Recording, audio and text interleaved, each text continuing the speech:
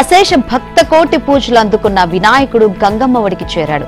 నామస్మరణ, భజనలు, కోలాటాలు, నృత్యాల మధ్య వెళ్లిరా గణేశ అంటూ భక్తులు ఘనంగా వీడ్కోలు పలికారు. రాష్ట్ర వ్యాప్తంగా శనివారం గణేష్ నిమజ్జనం ప్రశాంతంగా జరిగింది. ఎక్కడికక్కడ అధికారులు పగడ్బందీగా ఏర్పాట్లు చేశారు. స్థానిక చెరువులు, వాగుల్లో వినాయక నిమజ్జనాలు నిర్వహించారు. హైదరాబాద్ లో హుసేన్ సాగర్, ఇతర చెరువులతో పాటు 74 కృత్రిమ కొలనులో నిమజ్జనం కొనసాగింది. హుసేన్ సాగర్ తీరం జనసంద్రంగా మారింది. శోభాయాత్ర మార్గాల్లో భక్తుల కోసం త్రాగునీరు, పులిహోర, పొంగల్, పూరీలు, గుగ్గిలు వంటి ప్రసాదాలు అందజేశారు. ఖైరతాబాద్ మహాగణపతిని శనివారం తెల్లవారుజామున 5 గంటల 15 నిమిషాలకు వాహనంపైకి చేర్చారు. 7 గంటల 41 నిమిషాలకు శోభాయాత్ర ప్రారంభమవగా మధ్యాహ్నం 1 గంట 45 నిమిషాలకు నిమజ్జనం పూర్తయింది. ముందుగానే ఆ ప్రాంతంలో పూడిక తీయడంతో 70 అడుగుల భారీ విగ్రహం ఈసారి పూర్తిగా నీట మునిగింది. కాగా ఈసారి ఖైరతాబాద్ మహాగణపతిని సుమారు 40 లక్షల మంది దర్శించుకున్నట్లు అంచనా వేస్తున్నారు. ఇక గ్రేటర్ హైదరాబాద్ పరిధిలో శనివారం సాయంత్రం వరకు 2.54 లక్షల విగ్రహాల నిమజ్జనం పూర్తయిందని జీహెచ్ఎంసీ ప్రకటించింది. కనీసం 1.5 అడుగుల కన్నా పెద్ద విగ్రహాలను లెక్కించామని తెలిపింది. 3 అడుగులలోపు విగ్రహాలు 92,000కు పైగా ఉండగా అంతకన్నా పెద్దవి 1.62 లక్షల పైగా ఉన్నాయని వెల్లడించింది. హైదరాబాద్ లో గణేష్ నిమజ్జనం సందర్భంగా హుసేన్ సాగర్ పరిసర ప్రాంతాలకు వచ్చే భక్తుల కోసం 600 బస్సులు రైల్వే శాఖ అదనపు MMTS సర్వీసులు నడిపాయి. అర్ధరాత్రి 2 గంటల వరకు మెట్రో రైల్ సర్వీసులను కొనసాగించారు. శోభాయాత్రల మార్గంలో ఎప్పటికప్పుడు వ్యర్థాలు తొలగించేందుకు సుమారు 15,000 మంది పారిశుద్ధ్య కార్మికులు విధులు నిర్వర్తించారు. సుమారు 30,000 మంది పోలీసులతో బందోబస్తు నిర్వహించారు. కాగా రాష్ట్ర వ్యాప్తంగా గణేష్ నిమజ్జనం ప్రశాంతంగా జరిగిందని డీజీపీ జితేందర్ తెలిపారు. రాష్ట్ర వ్యాప్తంగా వినాయక నిమజ్జనాన్ని డీజీపీ కార్యాలయంలో ఏర్పాటు చేసిన కంట్రోల్ రూమ్ నుంచి ఆయన పరిశీలించారు. గట్టి భద్రత ఏర్పాట్లు చేశామని, డ్రోన్లతో పర్యవేక్షణ చేపట్టామని తెలిపారు. ఇక మంత్రి Ponnam Prabhakar, Hyderabad mayor Vijayalakshmi, DGP Jitender, police commissioner CV Anand ప్రత్యేక హెలికాప్టర్లో గణేష్ శోభాయాత్రలను, నిమజ్జనాన్ని పరిశీలించారు. భారత్లోని ఉత్పత్తులు అంతర్జాతీయ ప్రమాణాలతో తయారు చేయడమే లక్ష్యంగా పెట్టుకుని పనిచేయాలని సీఎం చంద్రబాబు సూచించారు. శనివారం క్యాంపు కార్యాలయంలో ఎంటర్‌ప్రెన్యూర్స్ ఆర్గనైజేషన్ కు చెందిన యువ పారిశ్రామికవేత్తలతో ముఖ్యమంత్రి సమావేశమయ్యారు. ఏపీలో వివిధ రంగాల్లో అపారమైన అవకాశాలు ఉన్నాయని ఆయన స్పష్టం చేశారు. అగ్రి ప్రాసెసింగ్, పర్యాటకం, డిఫెన్స్, స్పేస్, ఎలక్ట్రానిక్స్, లాజిస్టిక్స్ ఇలా వేర్వేరు రంగాల్లో ఉన్న అవకాశాలను వినియోగించుకోవాలని సూచించారు. విశాఖ, చెన్నై మధ్య 4 లైన్ల రైల్వే లైన్ ప్రాజెక్టులతో ఈ ప్రాంత పరిస్థితి పూర్తిగా మారుతుందని ఆయన చెప్పారు. సమీప భవిష్యత్తులో అమరావతి, హైదరాబాద్, బెంగళూరు, చెన్నై అతిపెద్ద కారిడార్ గా మారుతుందని ముఖ్యమంత్రి చెప్పారు. ఏపీలో గ్రీన్ ఎనర్జీ ట్రాన్స్మిషన్ కారిడార్ ఏర్పాటు కానుందని, అలాగే విశాఖలో గూగుల్ సంస్థ అతిపెద్ద డేటా సెంటర్ ఏర్పాటు చేస్తుందని సీఎం తెలిపారు.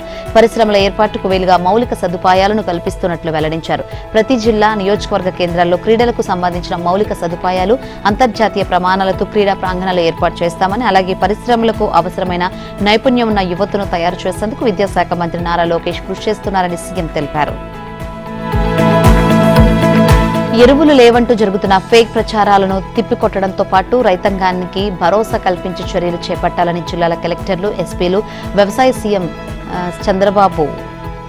చంద్రబాబు ఆదేశాలు జారీ చేశారు. శనివారం సీఎం ఇదే అంశంపై టెలికాన్ఫరెన్స్ నిర్వహించారు. గ్రామ వార్డు సచివాలయాల ఉద్యోగుల నుంచి జిల్లా కలెక్టర్ల వరకు క్షేత్రస్థాయిలో పర్యటించి ఎరువుల సరఫరాను పరిశీలించాలని, ఎరువుల లభ్యత గురించి వివరించి రైతులకు ఎటువంటి ఆందోళన పడకుండా చూడాలని ఆదేశించారు. అదే సమయంలో అందరికీ ఎరువులు అందుతాయని భరోసా కల్పించాలని సీఎం చెప్పారు. ఎరువుల సరఫరాలో అనుమానాలను తొలగించాలని నిర్దేశించారు. వెబ్ ల్యాండ్, ఈ పంట అనుసంధానంతో రైతుల ఆధారంగా వచ్చే రబీలో ఎరువులు సరఫరా చేయాలని, దీనికోసం ఇప్పటి నుంచే సమాయత్తం కావాలని చంద్రబాబు కోరారు. ఆదివారం కాకినాడ పోర్టుకు ఒక నౌక వస్తుందన్న సీఎం దాని నుంచి 15,000 టన్నుల ఎరువులు అదనంగా అందుబాటులో ఉంటాయని, మరో 10 రోజుల్లో ఇంకో 41,000 టన్నుల ఎరువులు రాష్ట్రానికి అదనంగా రానున్నాయని తెలిపారు. బాపట్ల, కృష్ణా, కడప జిల్లాలో కొన్ని ప్రాంతాల్లో ఎరువుల కొరత ఉందని, ఈ సమస్యను అధిగమించేందుకు ఇతర ప్రాంతాల నుంచి ఎరువుల్ని పంపిస్తున్నామని తెలిపారు. సత్వరమే ఈ సమస్యను పరిష్కరించాలని సీఎం సూచించారు.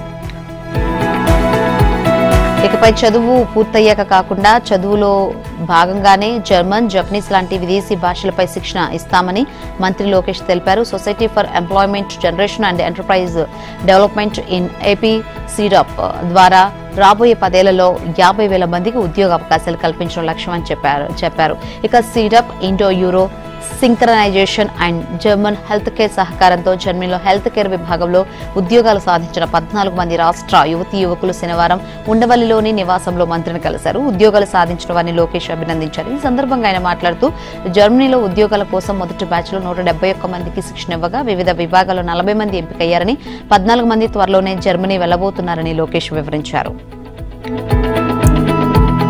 మద్యం కుంభకోణం కేసులో మరో ముగ్గురికి ఏసీబీ కోర్టు బెయిల్ మంజూరు చేసింది. విజయవాడలోని జిల్లా జైలులో రిమాండ్ ఖైదీలుగా ఉన్న మాజీ ఐఏఎస్ అధికారి ధనుంజయ రెడ్డి, జగన్ మాజీ OSD Krishnamohan Reddy, Bharathi cements director Balaji గోవిందప్పలకు డిఫాల్ట్ బెయిల్ మంజూరైంది. మద్యం స్కామ్ లో ధనుంజయ రెడ్డి A31, కృష్ణమోహన్ రెడ్డి A32, బాలాజీ గోవిందప్ప A33గా ఉన్నారు. మే 13న తేదీన గోవిందప్ప, అదే నెల 16వ తేదీన ధనుంజయ రెడ్డి, కృష్ణమోహన్ రెడ్డి అరెస్టు అయ్యారు. బెయిల్ కోసం ఈ ముగ్గురు దాఖలు చేసిన పిటిషన్లపై వాద ప్రతివాదనలు పూర్తవడంతో న్యాయాధికారి పి భాస్కర్రావు శనివారం బెయిల్ మంజూరు చేస్తూ తీర్పు వెలువరించారు. మద్యం స్కామ్ కేసులో రాజమహేంద్రవరం జిల్లా జైల్లో రిమాండ్ ఖైదీగా ఉన్న YCP MP Mithun Reddy Vijayawada ACB court మధ్యంతర బెయిల్ మంజూరు చేసింది. నెల 9న జరిగే ఉపరాష్ట్రపతి ఎన్నికల్లో ఓటు హక్కు వినియోగించుకునేందుకు అవకాశం కల్పించింది. దీనిపై న్యాయాధికారి భాస్కర్రావు శనివారం తీర్పు వెలువరించారు. తిరిగి 11న సాయంత్రం 5 గంటలకు మిథున్ రెడ్డి లొంగిపోవాలని స్పష్టం చేశారు. విశాఖ జిల్లా అభివృద్ధిలో ప్రజాప్రతినిధులు, అధికారులు కలిసి వెళ్లాలని ఇన్ఛార్జ్ మంత్రి డోల బాల వీరాంజనేయ స్వామి అన్నారు. కలెక్టరేట్కు సంబంధించిన ప్రధాన సమస్యలపై చర్చించామని మంత్రి తెలిపారు. గతంలో సమస్యలు చాలా వరకు పరిష్కరించామని, త్రాగునీరు సమస్య, వీధి దీపాల సమస్యను త్వరలో పరిష్కరిస్తామన్నారు. అలాగే టిట్కోయిలో సమస్యపై అసెంబ్లీలో చర్చించాలని తీర్మానం చేశామని ఆయన చెప్పారు. ప్రాజెక్టులు ముందుకు వెళ్లే విషయంలో సమస్యలు తలెత్తకుండా రెవెన్యూ కేంద్ర ప్రభుత్వ సంస్థల అధికారులతో కమిటీ ఏర్పాటు చేశామని వీరాంజనేయులు చెప్పారు. విశాఖ నగర అభివృద్ధికి అధికారులకు ప్రజలు సహకరించాలన్నారు. పోలవరంలో నీటిని నవంబర్ నాటికి అనకాపల్లి వరకు తీసుకొస్తామన్నారు. విశాఖ అభివృద్ధిపై సీఎం చంద్రబాబు ప్రత్యేక దృష్టి పెట్టారని మంత్రి వీరాంజనేయులు చెప్పారు. కళలను, కళాకారులను గౌరవించే ప్రభుత్వం తమదని నీటిపారుదల శాఖ మంత్రి నిమ్మల రామానాయుడు అన్నారు. పశ్చిమ గోదావరి జిల్లా పాలకొల్లులో జాతీయ తెలుగు సారస్వత పరిషత్తు ఆధ్వర్యంలో నిర్వహించిన అంతర్జాతీయ 4వ లఘు చలనచిత్ర పోటీలలో గెలుపొందిన విజేతలను ఆయన అభినందించారు. ఈ సందర్భంగా జరిగిన సభలో మాట్లాడుతూ కళలకు పుట్టినిల్లు అయిన పాలకొల్లులో కోట్లాది రూపాయలతో నిర్మిస్తున్న బోండాడ వెంకట రాజారమణ గుప్తా ఎన్టీఆర్ కళాక్షేత్రాన్ని త్వరలోనే పూర్తి చేసి పాలకొల్లులో పుట్టిన ఎందరో ప్రముఖ కళాకారులకు అంకితం చేస్తామని అన్నారు. సినీ ఫోటోగ్రఫీ మంత్రి కందుల దుర్గేష్ మాట్లాడుతూ నాటక రంగానికి చావులేదని, సామాజిక స్పృహ ఉండే అంశాలతో చిన్న చిన్న చిత్రాల ద్వారా ప్రతిభ కనబరుచుతున్న కళాకారులను, నటులను ఆయన అభినందించారు. కళారంగ ప్రోత్సాహానికి ముఖ్యమంత్రి చంద్రబాబు నాయుడు, ఉప ముఖ్యమంత్రి పవన్ కళ్యాణ్లు ప్రత్యేక శ్రద్ధ చూపుతున్నారని మంత్రి దుర్గేష్ అన్నారు. ఈ సందర్భంగా ప్రదర్శించిన లఘు చలన చిత్రాలలో విజేతలుగా నిలిచిన కళాకారులకు సినీ ప్రముఖుల చేతుల మీదుగా సత్కారం అందించారు. విశాఖ ఎన్ఏడి అండర్ పాస్ నిర్మాణ పనులకు పశ్చిమ నియోజకవర్గ ఎమ్మెల్యే ప్రభుత్వ విప్ ఘనబాబు శంకుస్థాపన చేశారు. ఎన్ఏడి నుంచి విమానాశ్రయానికి వెళ్లే దారిలో కాకాని నగర్ మరియు నావెల్ ఆర్నమెంట్ డిపో వద్ద సుమారు 12.50 కోట్ల రూపాయల నిధులతో BMRDA నిర్మించ తలపెట్టిన అండర్ పాస్ పనులకు మెట్రోపాలిటన్ కమిషనర్ KS విశ్వనాథన్తో కలిసి ఎమ్మెల్యే ఈ కార్యక్రమంలో పాల్గొన్నారు. నిత్యం అత్యంత రద్దీగా ఉండే ప్రాంతమైన కాకాని నగర్, నావెల్ ఆర్నమెంట్ డిపోల వద్ద అండర్ పాస్ నిర్మాణం వల్ల సమీప ప్రాంత ప్రజలకు సిగ్నల్ రహిత ప్రయాణ సౌలభ్యం అందుబాటులోకి వస్తోంది. దీని ద్వారా ఎంతో వెసులుబాటు కలుగుతుందని ఎమ్మెల్యే చెప్పారు. ఈ అండర్ పాస్ పనులకు తక్షణ నిధులు మంజూరు చేయడంలో కీలక పాత్ర పోషించిన chairperson MB Pranav Gopal, metropolitan commissioner KS విశ్వనాథన్లకు ఈ ప్రాంత ప్రజల తరపున ప్రత్యేక కృతజ్ఞతలు తెలిపారు. National highway authority of India standards కి అనుగుణంగా మెట్రో ప్రాజెక్ట్ అలైన్మెంట్ కు లోబడి ఈ అండర్ పాస్ పనులు చేపట్టడం జరుగుతుందన్నారు. నెల్లూరు జిల్లా వెంజమూరులో స్త్రీ శక్తి విజయోత్సవం నిర్వహించారు. ఉదయగిరి ఎమ్మెల్యే కాకర్ల సురేష్ ఆధ్వర్యంలో జరిగిన కార్యక్రమంలో ఆద్యంతం చంద్రన్న నినాదాలతో హోరెత్తించారు. చంద్రన్న సూపర్ 6 పథకాలు సూపర్ హిట్ అయ్యాయని, స్త్రీ శక్తి పథకం బంపర్ హిట్ కావడంతో నెల్లూరు జిల్లా ఉదయగిరి నియోజకవర్గంలోని మహిళలు వెంజమూరులో విజయోత్సవ ర్యాలీ నిర్వహించారు. స్థానిక బంగ్లా సెంటర్ నుంచి SVS కళ్యాణ మండపం వరకు చంద్రన్న నినాదాలతో హోరెత్తిస్తూ ర్యాలీ నిర్వహించారు. విజయోత్సవ సభలో ఎమ్మెల్యే కాకర్ల సురేష్ మాట్లాడుతూ మన ప్రభుత్వం మంచి ప్రభుత్వం అనే విషనున్న నాయకుడు ముఖ్యమంత్రి నారా చంద్రబాబు నాయుడు అని అన్నారు. సంక్షేమ, అభివృద్ధి 2 కళ్లుగా రాష్ట్రంలో పరిపాలన కొనసాగుతుందని ఎమ్మెల్యే చెప్పారు. ఆడపడుచులంటే ముఖ్యమంత్రి నారా చంద్రబాబు నాయుడుకు ఎనలేని అభిమానమని, వారిని స్థితిమంతులను చేసేందుకు కృషి చేస్తున్నారన్నారు. ఎక్సైజ్ జిల్లాల అధికారులకు కొత్త బార్ పాలసీ తలనొప్పిగా మారింది. మిగిలిపోయిన బార్లకు దరఖాస్తులు రప్పించాలని వారిపై ఒత్తిడి పెరిగింది. ఎలాగైనా వ్యాపారులను ముందుకు తీసుకువచ్చి దరఖాస్తులు వేయించాలని ఉన్నతాధికారులు ఆదేశాలు జారీ చేస్తున్నారు. మొత్తం బార్లకు దరఖాస్తులు రావాలని, లేని పక్షంలో బదిలీ వేటు వేస్తామని ఉన్నతాధికారులు హెచ్చరించడం ఇప్పుడు ఆ శాఖలో కలకలం రేపుతుంది. అయితే దరఖాస్తులు రాకపోతే తామేం చేయాలని జిల్లాల యంత్రాంగం తలలు పట్టుకుంటోంది. ఎక్సైజ్ శాఖ రూపొందించిన కొత్త బార్ పాలసీ మొదటి నుంచి వివాద కేంద్రంగానే ఉంది. పాలసీలో నిబంధనలతో వ్యాపారం గిట్టుబాటు కాదని వ్యాపారులు నిరసన వ్యక్తం చేస్తున్నారు. ఇవేవి పట్టించుకున్న ఎక్సైజ్ శాఖ బార్లకు గత నెలలో నోటిఫికేషన్ జారీ చేసింది. 840 బార్లలో కేవలం 56 బార్లకే ఆ మేరకు అందాయి. దీంతో అధికారులు చివరి క్షణంలో 3 రోజులు గడువు పొడిగించారు. చివరికి కల్లు గీత కౌలాలకు కేటాయించిన బార్లతో కలిపిన 388 బార్లకే లైసెన్సులు ముందుకొచ్చారు. గుంటూరు జిల్లా తురకపాలెంలో ప్రబలిన విషజ్వరాలకు కారణాలు అన్వేషించడంలో వైద్య బృందాలు తలమునకలయ్యాయి. హెల్త్ ఎమర్జెన్సీలో భాగంగా 3 రోజుల్లో గ్రామస్తులందరి ఆరోగ్య అంశాలకు సంబంధించి ప్రొఫైల్ సిద్ధం చేయాలన్న ముఖ్యమంత్రి చంద్రబాబు ఆదేశాలతో రాష్ట్ర వైద్య ఆరోగ్య శాఖ ఇంటింటి సర్వే చేపట్టింది. ప్రతి ఒక్కరి నుంచి రక్త నమూనాలు సేకరిస్తున్నారు. జ్వర బాధితుల రక్త నమూనాలను కల్చర్ పరీక్షల కోసం పంపుతున్నారు. గ్రామంలో మెలియోయిడోసిస్ జ్వరాలు ప్రబలినట్లు అనుమానిస్తున్న నేపథ్యంలో వీటిని నిగ్గు తేల్చేందుకు మంగళగిరిలోని ఎయిమ్స్ వైద్యులు గ్రామాన్ని సందర్శించారు. జిల్లా వైద్య ఆరోగ్య శాఖ సిబ్బందితో కలిసి గ్రామస్తుల రక్త నమూనాల సేకరణలో, వైద్య చికిత్సలో తమ వంతు సాయం అందిస్తున్నారు. మరోపక్క సీఎం ఆదేశాల మేరకు గ్రామస్తులకు శనివారం ఉచిత భోజన శిబిరం ఏర్పాటు చేశారు. 3 రోజుల పాటు దీనిని నిర్వహించనున్నారు. ఎమ్మెల్సీ కవిత తనపై చేసిన వ్యాఖ్యలకు ఆమె విజ్ఞతకే వదిలేస్తున్నానని బీఆర్ఎస్ సీనియర్ నేత మాజీ మంత్రి హరీష్ రావు అన్నారు.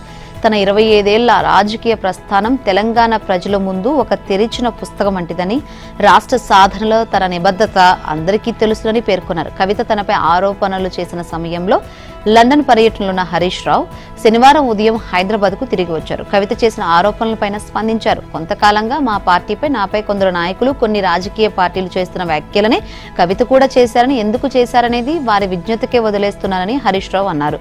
హరీష్ రావు శనివారం బీఆర్ఎస్ అధ్యక్షుడు కేసీఆర్ తో సమావేశమయ్యారు. ఆయనతో పాటు పార్టీ వర్కింగ్ ప్రెసిడెంట్ కేటీఆర్ కూడా ఈ భేటీలో పాల్గొన్నారు. లండన్ పర్యటన ముగించుకుని శనివారం హైదరాబాద్ కు తిరిగి వచ్చిన హరీష్ రావు వెంటనే ఎర్రవల్లిలోని కేసీఆర్ ఫామ్ హౌస్ కు వెళ్లారు. 9 రోజుల పాటు ఘనంగా పూజలు అందుకున్న గణనాథులు గంగమ్మ ఒడికి చేరుతున్నారు. ఖమ్మం గాంధీ చౌక్ వద్ద స్తంభంద్రి ఉత్సవ కమిటీ ఏర్పాటు చేసిన సామూహిక నిమజ్జన కార్యక్రమంలో మంత్రి తుమ్మల నాగేశ్వరరావుతో పాటు జిల్లా కలెక్టర్ సిపి పాల్గొని గణనాథులకు వీడ్కోలు పలికారు.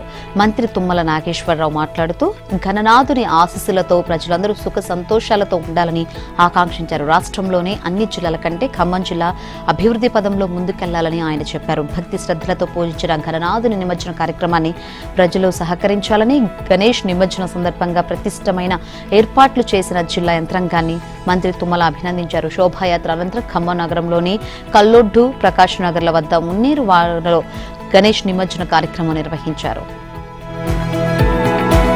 అత్యవసర మందుల తయారీ మార్చిన చర్లపల్లి పారిశ్రామిక వాడలో ప్రమాదకరమైన మెఫెడ్రోన్ మత్తు మందును తయారు చేస్తున్న ఫ్యాక్టరీ గుట్టును మహారాష్ట్ర పోలీసులు, నార్కోటిక్స్ కంట్రోల్ బ్యూరో అధికారులు గుట్టురట్టు చేశారు.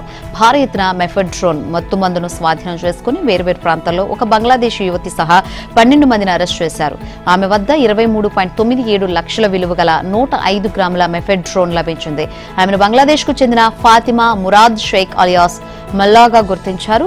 రెహమాన్ షేక్ ఆమెకు డ్రగ్స్ సరఫరా చేస్తున్నట్లు గుర్తించి అతన్ని అరెస్ట్ చేశారు. రెహమాన్ షేక్ ఇచ్చిన సమాచారం ఆధారంగా మెఫెడ్రోన్ దేశవ్యాప్తంగా సరఫరా అవుతున్నట్లు గుర్తించారు. రెహమాన్ షేక్ తో కలిసి ఆ గ్యాంగ్ ద్వారా మహారాష్ట్రలోని 60 చోట్ల దాడులు చేసి మత్తుమందుల రవాణాలో సంబంధం ఉన్న జావీద్, మెహమ్మద్ ఫహీం, ఫిరోజ్, ముస్తఫా, యూనస్ ఖాన్, ఇమ్రాన్, సలీంలను అరెస్ట్ చేసి 178 గ్రాముల మెఫెడ్రోన్ సీజ్ చేశారు.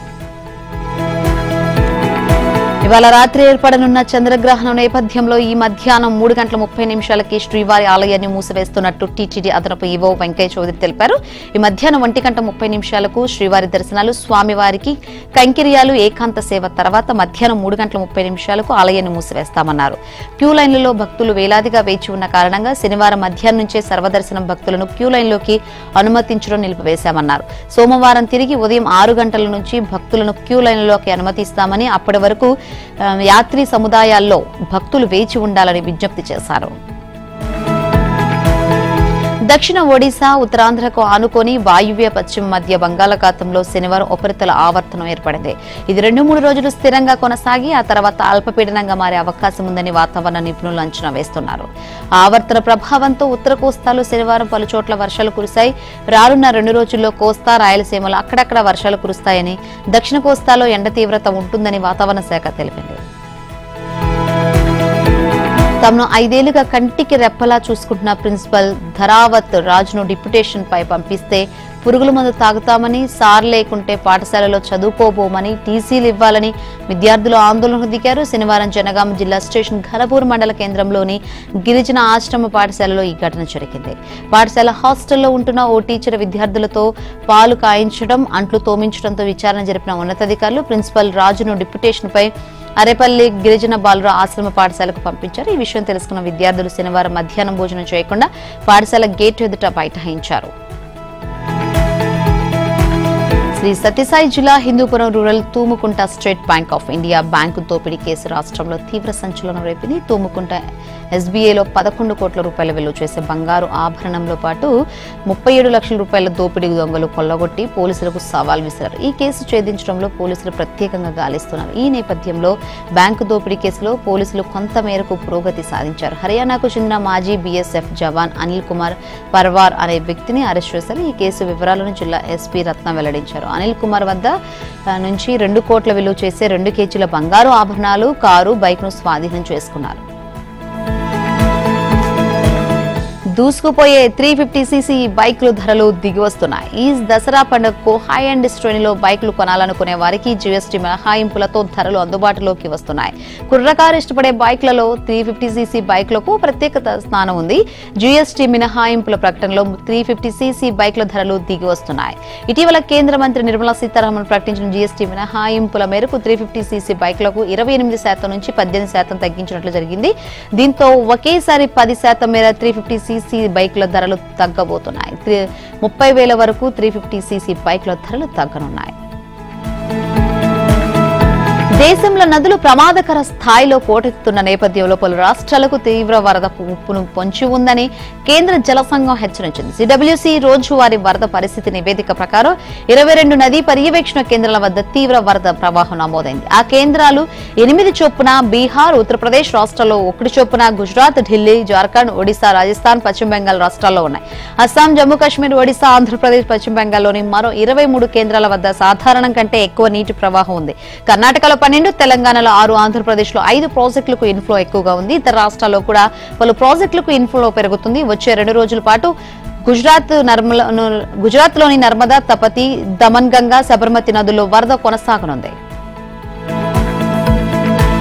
ఢిల్లీ ఎర్రకోటలో భారీ దొంగతనం కలకలం రేపింది. ఇటీవల ఎర్రకోటలో జరిగిన మతపరమైన కార్యక్రమంలో కోటి విలువైన 2 కలశాలు చోరీకి గురైనట్లు పోలీసులు పేర్కొన్నారు. సెప్టెంబర్ 3న ఉదయం ఎర్రకోటలో ఓ ఆధ్యాత్మిక కార్యక్రమం జరిగింది. కార్యక్రమం అనంతరం పూజ కోసం తాను తీసుకొచ్చిన 760 గ్రాముల బంగారు కలశం, వజ్రాల మాణిక్యాలు, పచ్చలతో పొదిగిన 115 గ్రాముల మరో చిన్న బంగారు కలశం కనిపించలేదని వ్యాపారవేత్త సుధీర్ కుమార్ జైన్ ఎర్రకోట నిర్వాహకులకు ఫిర్యాదు చేశారు. ఈ ఏడాది వరుసగా 3వ గ్రాండ్ స్లామ్ తుది పోరులోను నువ్వా నేనా అని తేల్చుకునేందుకు world number 1 Jannik Sinner, number 2 Carlos Alcaraz సిద్ధమయ్యారు.